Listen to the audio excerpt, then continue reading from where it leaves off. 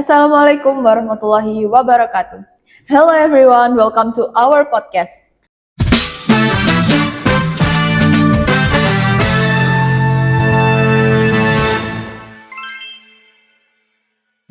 Today, we will discuss our project about assessing speaking and vocabulary for 11th grade students. I'm Wawa, and I'm here with Priska, Rizkia, and Ayun. Before we explain our assessment design, let's talk about the problem first. Priska, why did our group choose speaking and vocabulary as the focus of this project? Ding ding.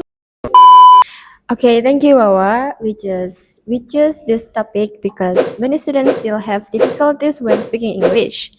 From what we observed, students often want to express their ideas, but they do not know enough vocabulary to say what they mean. As a result, they become less confident and sometimes avoid speaking English. Ding ding. Okay, so the main problem is not only speaking, but also limited vocabulary, right? Yeah, exactly. Students may understand the topic, but if they do not know the words, they will struggle to communicate. That is why we decided to connect vocabulary and speaking in one assessment. Interesting. What are the learning objectives of this assessment? Oh, there are three main objectives. First, students are expected to understand vocabulary related to daily school life. Second, students should be able to use vocabulary correctly. And third, students should become more confident when speaking English. Okay, thank you, Priska. Now let's move on to the assessment design. Rizkia, could you explain it? Of course, our assessment consists of two parts. It's objective assessment and subjective assessment. The objective assessment focus on vocabulary. We use a vocabulary quiz to measure student understanding of word related to daily school life. Sudah? Okay, what types of question are included in the quiz?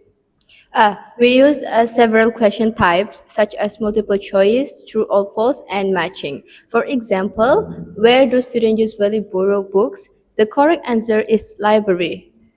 Through questions like this, we can see whether students understand the vocabulary. Sudah? Okay, that sounds simple and practical. What happens after students complete the vocabulary quiz? After that, students continue to the subjective assessment, which is a speaking task. Students work with a partner and talk about their daily life.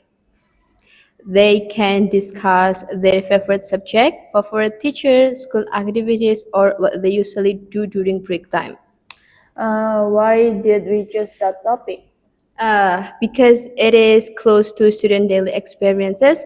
When students talk about familiar topics, they feel more comfortable and have more opportunities to use the vocabulary they have learned. Okay, great. Now let's talk about the media. Ayun, what media do we use in this assessment? For the vocabulary assessment, we use Quizzes. Quizzes is an interactive digital platform that allows students to answer questions in an engaging way. Why did we choose quizzes instead of a traditional paper test? Because Quizzes is easy to use, attractive for students, and it provides automatic scoring. And it also helps teachers save time when checking students' answers. Na na na, ting ding. Besides the media, our project also applies the principle of language assessment. Could you explain them? Sure, our assessment is valid because it measures exactly what we want students to learn, namely vocabulary and speaking. The second principle is reliability. We use a speaking rubric with clear criteria, so the scoring is more consistent. And the third principle is authenticity.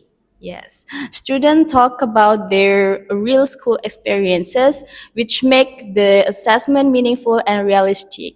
And the fourth principle is practicality. Quizzes is easy to access and does not require complicated equipment. And finally, the fifth principle is washback. This assessment encourages students to improve their vocabulary and become more confident in speaking English. Thank you, Ayun. Yes. Thus, principle is really support the quality of the assessment. Before we end the podcast, let's summarize our project. Rizka? Our project was designed to help students overcome speaking difficulties caused by limited vocabulary.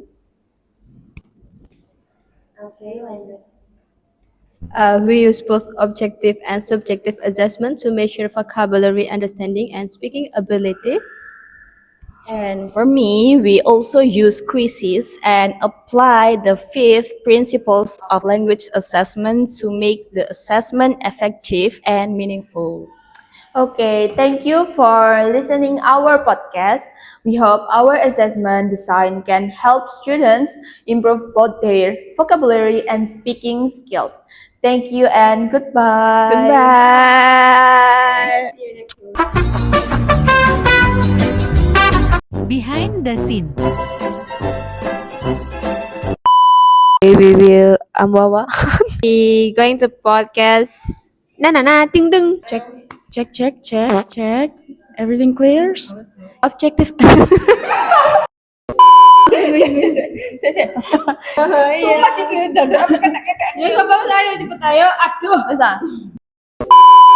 As a result, they become